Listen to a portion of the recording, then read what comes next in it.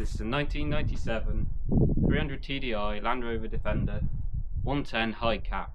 It's an MOT failure vehicle, so it wasn't a huge amount of money. I think we spent just over 3,000 on it, and we'll spend quite a lot more than that getting it back on the road. We've had this vehicle for almost a year now, and over that year obviously we bought the vehicle and we've bought the major components that need replacing. So like I said, it was an MOT failure. We hauled it here, on a mate of mine hauled it here on a trailer for me. So it has got quite a few problems, things that have come up in the MOT and things that didn't but still need doing. So I'll show you around and show you what the issues are. So I'll start at the front and work my way around. As you can see, the bumper's in a bit of a state. That just needs a straight replacement. And the plastic on the front has seen better days, and it's a bit cracked around this light housing, so that'll probably get replaced. Not a real problem for getting it on the road, but aesthetically, while I'm doing all this work, I might as well do it. So the first big issue you can see from here is the state of the bulkhead, and it's not healthy. It's rusted through on that side. It's going around the bonnet hinge that side, as well as then pretty much gone around this hinge. This side's not quite so bad, but it's worse now. I just put my finger through it. Down the sides looks okay, but going inside, it's very corroded around the floor and around the footwells, and up the sides, around the doors, all up inside here. So I just put my finger through the other side of that, and it's the same story. The doors don't shut very well. On the driver's side, someone has had a problem, I think, with the hinges on the bottom hinge before, and replacing them with bolts. And to access the inside, they've taken an angle grinder to the bulkhead, which isn't ideal. Quite a lot of rot around the centre, around the gearbox as well. So that's a fairly easy decision, is to replace the bulkhead, and we've already gone ahead and bought and got a new bulkhead ready to go in. Moving up and continuing with the cab, seals around the windows are all fairly well gone. The windscreen's got a few chips in it. They are listed on the MOT, but they're not failure. But we'll probably look to replace the windscreen at some point in the future. This wing mirror is held on by a load of silicone up inside, so we'll have to sort that as well. So I said it's a high capacity pickup, or high cap. Got the big aluminium back on it. That's fairly well beaten up, but in reasonable condition. A few minor repairs, like where people have been sliding things in and hitting up on the back panel here. It's pulled it up and pulled all the pot rivets out, so I'll bend that back at some point and re-pot rivet it. But otherwise, it's not in bad nick. Down the back, it's a bit tight around here. I'll move it forward in a bit. Back end looks okay. I've already replaced one of the indicator lights, and I need to replace that lens because it's got broken at some point. So the major fail, and the reason it failed its MOT really, is the state of the chassis. If we look under the back axle here, you can kind of start to get the idea of the state it is. And the bracket for the exhaust is gone. That whole back end is rusted out. If we swing around here, you can see there's nice holes. It's been repaired in the past. There's more holes appearing, and there's not a lot left, but quite a lot of the bracketry and parts. So we've taken the decision that the best solution is to completely replace the chassis. Not too bad at the front here, but it's on the way out. If I just cut and replace parts of it, I know I'm going to be cutting and replacing parts for the next 20 years and end up with essentially a brand new chassis anyway, so might as well. You can see under there it's all rusted through and absolutely full of rust. Just taking the decision that if I do it now and do it right, replace it with a brand new chassis, it should last, and I won't have to deal with that problem again. So remember off the top of my head, one of the other things that was called up on the MOT was the swivel joints, particularly the bearings and the pins. And I know they need doing. I know on full lock there's quite a good knock, which I think is the CV joint. pins need doing, or bolts. So I know I'm going to be taking the front axle apart, along with generally doing a full service on it, full oil change on everything, greasing, re-greasing, filters, etc, etc. It's not a small project, but it will be worth it, hopefully, in the end. I don't intend to do everything now. The intention is, and the plan is at the moment, is to do enough to get it through an MOT and get it on the road, and do the jobs that are going to be easier while it's apart. The cab looks a bit sparse, but I have already taken out a lot of the dash and all the fitting and trim. It's not in the greatest of conditions, but I have got it, along with the middle seat. Although we're debating whether we'll put that in or whether we'll replace it with a central box, cubby box. Mechanically, not bad. The engine starts, runs, it drives fine. Like I said, there's the issues with the front axle. But other than that, everything mechanically seems good. It's a bit chilly today, so I'll let the glow plugs warm up. Most of the lights work. The fuel gauge is a bit intermittent, along with the temperature gauge. They have worked. I think I have had this out when I did. I've already done some repairs to the windscreen wipers and replaced the drives in those. So I had all this out to be able to do that, and I think when I've put it back in I haven't worried connecting them up. So, but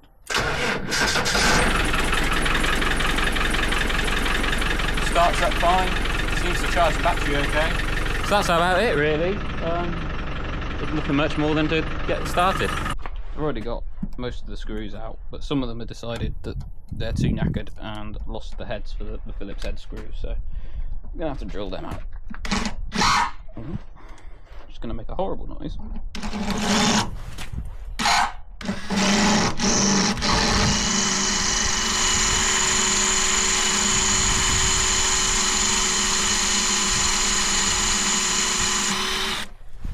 And what I'll do when I come back to put the tub on is I'll drill them out properly. There's the other one.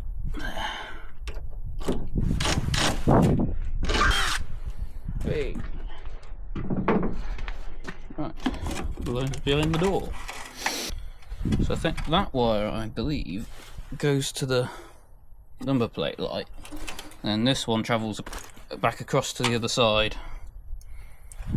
Hopefully these all just pop apart. There we go.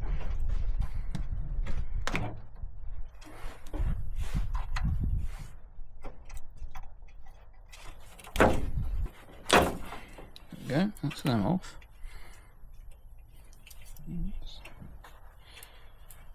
Okay, that's been dodgily wired into there. Will do for now.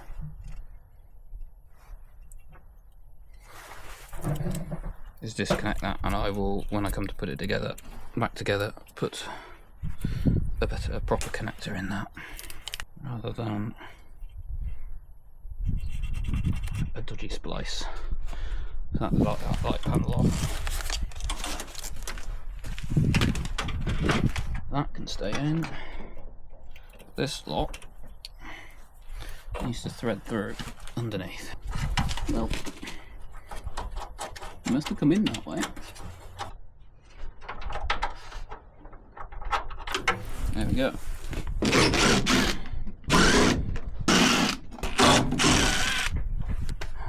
Abomination lies beneath. Right.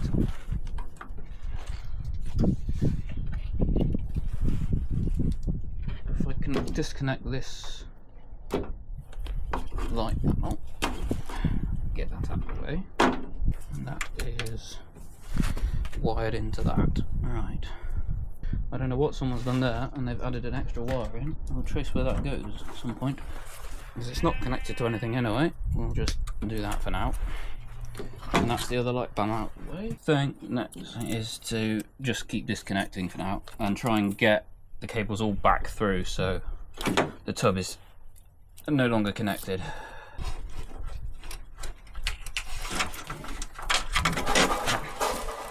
Success. So that should be all the electrics disconnected. Next I've got a single mud flap on this side. The other one's gone. And then it's just the bolts that are holding it on. So despite my best efforts, It's still caked in mud up underneath. There's just one bolt holds it to this part of the tub. Hopefully it will undo.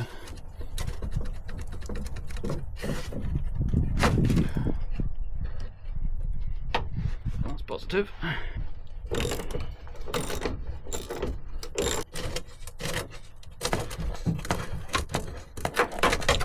Yeah. Actually, while I'm down here, I've realised there is another thing to disconnect, and that's the fuel cap and pipe to the tank. So I managed to get one out onto the next one. This one looks bent. Hopefully it will give.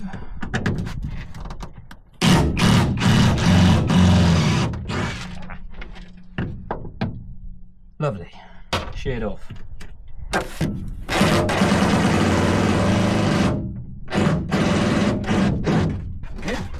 That one's spinning. It is turning, but the head's not holding up.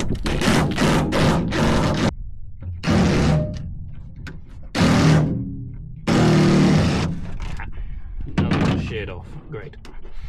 Well, I like a challenge. And this is definitely proven to be one. So unfortunately that one's sheared off as well, and I've managed to pull the other one out with a pair of pliers. Now, comes off nicely. Get that rubber seal out of the way. Probably have to try and find a replacement for that. As expected, mud and corrosion. I think what I'll do is I'll just cut the hose clamps, and hopefully I'll be able to pull the rubber hoses off. Although that one looks quite perished.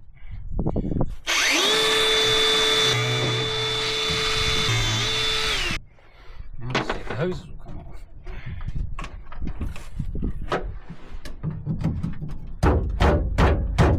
Oh, there we go. There's one.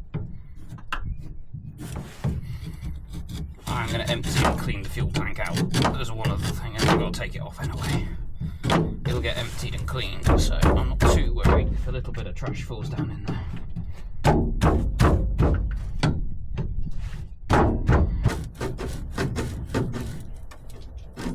It's loose, but there's not enough flex in the hose for me to pull it down.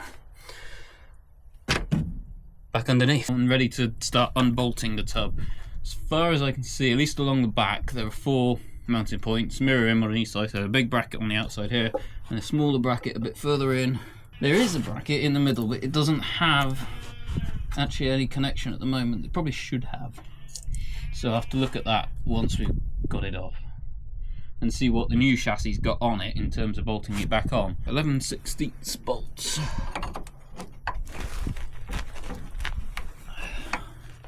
I'll probably do is loosen them with this and then go get a ratchet. Right, those 3 are loose. Let's do this side. It's just a mirror image. At least I hope it is.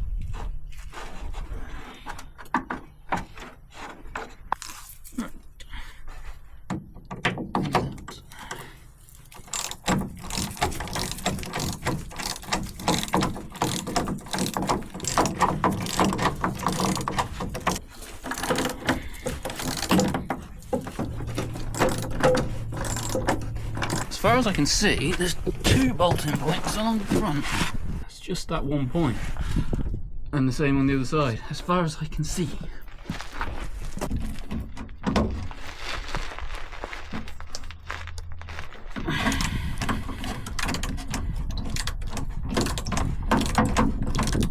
A lot of room down there.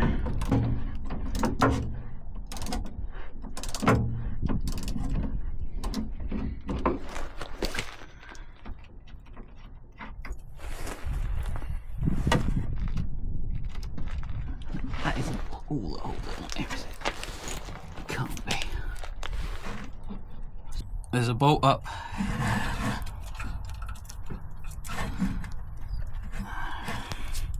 Or undo these 2, I think you can see that, which hold this bracket on to the chassis bracket, which bolts onto this outrigger. decisions on what's going to want to come undone and what's not going to want to come undone. Next question. That's turning, but the nut looks non-existent. Cool. Oh yeah, there's not a lot left of that nut. Not a lot at all. So, on closer inspection, actually this bracket that joins onto the outrigger is just as shot as the outrigger. I went to, well, yeah, there's not a lot left of it, unfortunately, so I'm gonna have to be on the lookout for a new set of those.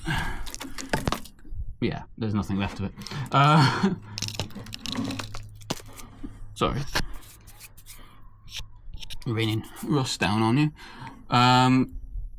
I'm hopeful the top bolt might come undone. That's not quite as badly corroded as the bottom bolt. And then the bottom bolt, I think I'm going to try and get the grinder in here and cut it. And then we'll go over the other side, which looks just as bad, and see what we can do over there. Hopefully this one, it's loose. It's whether the nut will come loose. Maybe. Might be lucky. Gonna be definitely a new hardware all-round job. That's good. If that one come undone. Oh, you've fallen over. I'm sorry. I do apologise. It's still raining rust on you.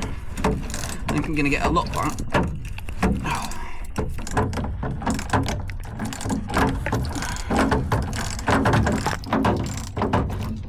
There we go. That's that bugger out. Reposition you out the way a bit and I'll get the grinder in.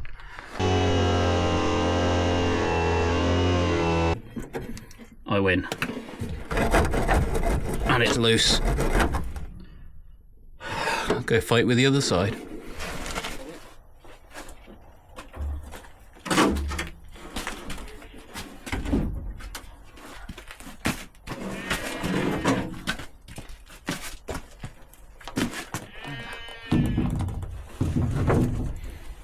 So with the tub taken off now, you can get a better idea of the state of the chassis. I'll start around it. I've given it another wash because there was still quite a lot of mud on it. So this is the bracket where I cut the bolt off, and as you can see, well, I'll probably snap that off if I wanted to. There's not a lot left of it, and this outrigger's also pretty well gone.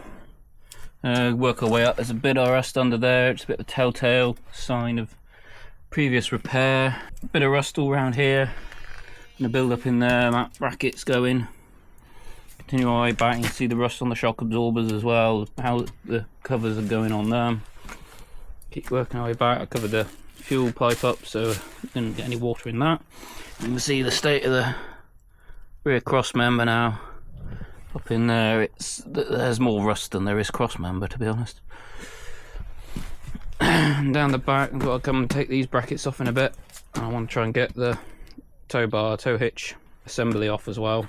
Brackets, this side's worse. You can see someone had marked it up at some point to try and replace it and repair it, but obviously decided it wasn't worth it and just condemned it instead. See, on this side the same. There's not a lot left. The more I poke it, the more falls off. The bracket where the exhaust should hang is, yeah, well, no more really. Carrying on back, not too bad through here, and then this is the biggest culprit. Really, the fact that you can actually see into the chassis rail there and see through it when you shouldn't be able to see through it. There's not a lot left. There's actually a bird's nest I saw up in there. You can just about see. Way up in there. Yeah, it's not healthy at all. And then I think this outrigger's been replaced. This looks new. It's been welded on and bracketed, but it's already starting to bulge up with rust under there. And again, the bracket on this side is not as bad, but I think I'm going to look to replace it anyway, and I might replace the brackets that the cab sits on at the back here as well. So that gives you a bit better of an idea of why I think that the decision was made that the chassis just needed replacing. So with that, I'll continue and get these brackets all taken off the back here. get the brackets off, I'm just going to cut the bolts. They're all going to get replaced anyway, so doesn't matter.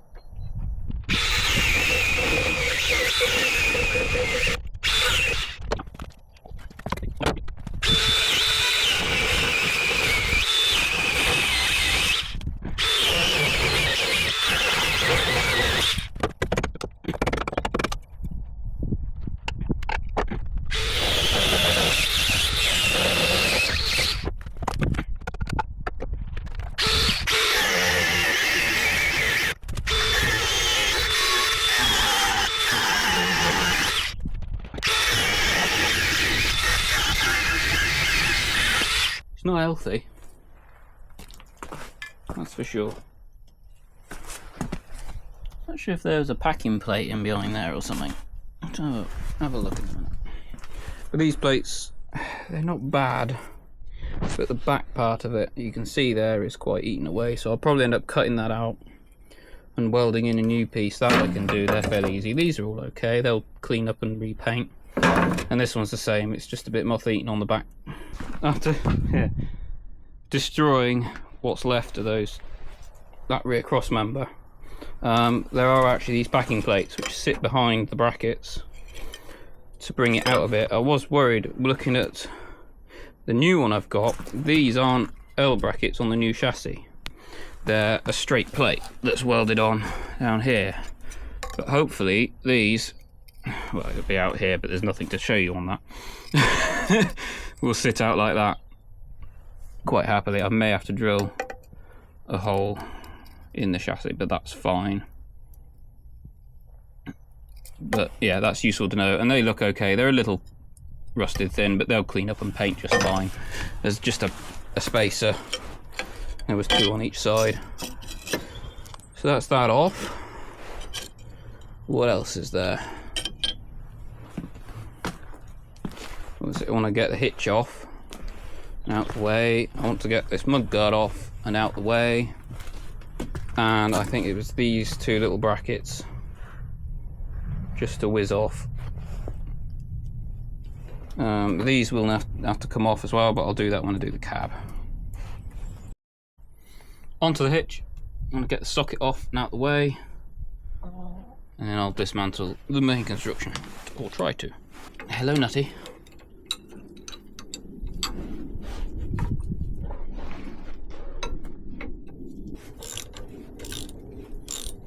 Hello, Grey. Oh, Pink's coming in as well now.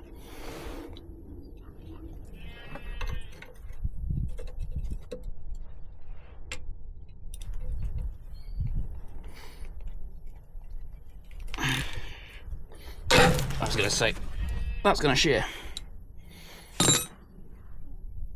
Ow. Always get your knuckles when things shear.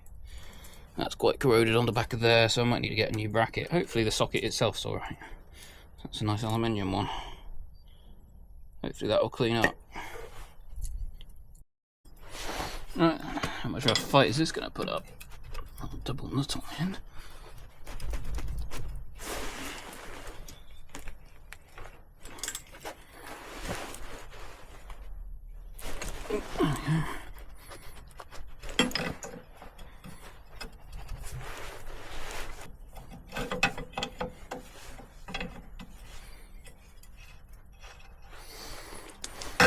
Next.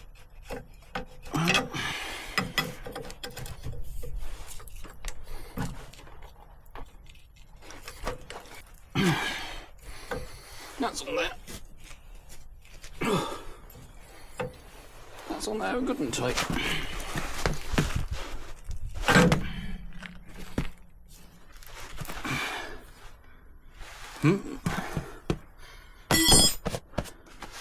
Bit of heat may be required.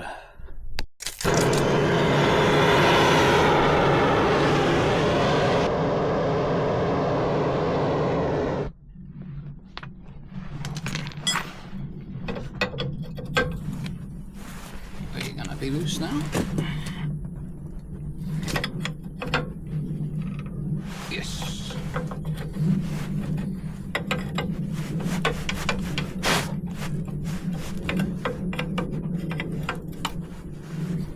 Get a bit of lubrication on there.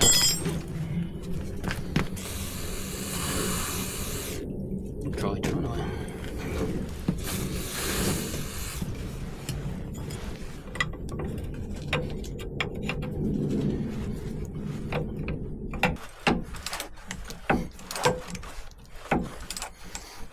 I'll bring you back.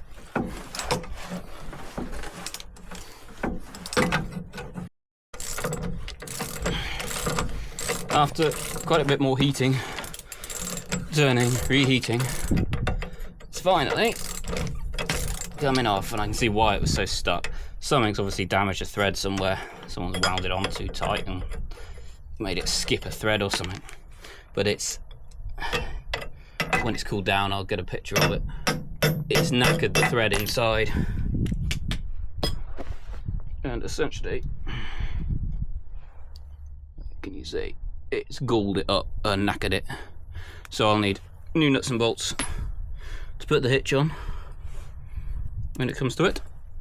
Many uses have already had. I'll get the other one undone and get it off. So they put up quite a fight. Needs to say they will be being replaced. I got it off in the end. The second side wasn't quite so bad. Ooh, we're on the move. Sort of.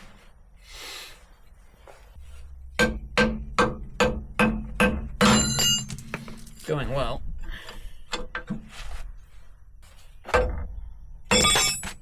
Really well. I can't get a ring and spanner on the inside because it's too tight up in the into the angle iron. No? And it's one of those cases where you need about 6 pairs of hands.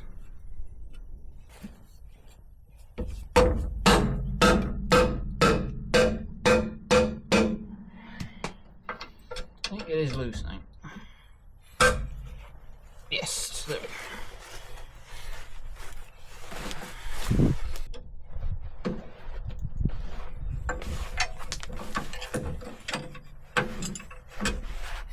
One, hasn't that gone? That washer on it, I'm guessing. Try and keep tabs of all these nuts and bolts. Get the other one undone. Is going to shear. Well, that makes life easier anyway. So the other ends of these arms are bolted into the chassis rails, and because of the fuel tank and they're long bolts, I can't just slide them out. So I think the easiest thing is just cut the heads off them. Actually, that one looks like a piece of thread rod.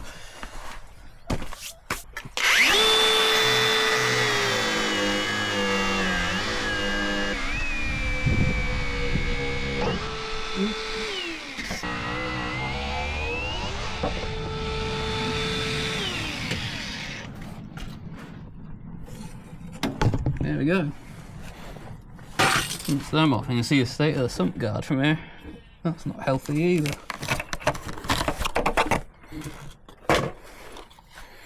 Right, another step forward. So that's about it for this video. In fact, that is it, really. Nice pile of parts on here, tub full of nuts and bolts of various states of use, and the back half of the Land Rover nicely removed and out of the way. So the next stage is to head down the front and start dismantling there, ready to take the cab off. Do you mind? Hecklers. This has only been 2 days and there's not been full days on it, so it hasn't taken me too long to get to this stage. The dismantling shouldn't take too long. It's prepping and reassembling that's, I think, is going to take the time. But I'll cross that bridge when I come to it. So thanks for watching. I hope you enjoyed. Please like, subscribe, all those YouTube things, and I'll see you next time.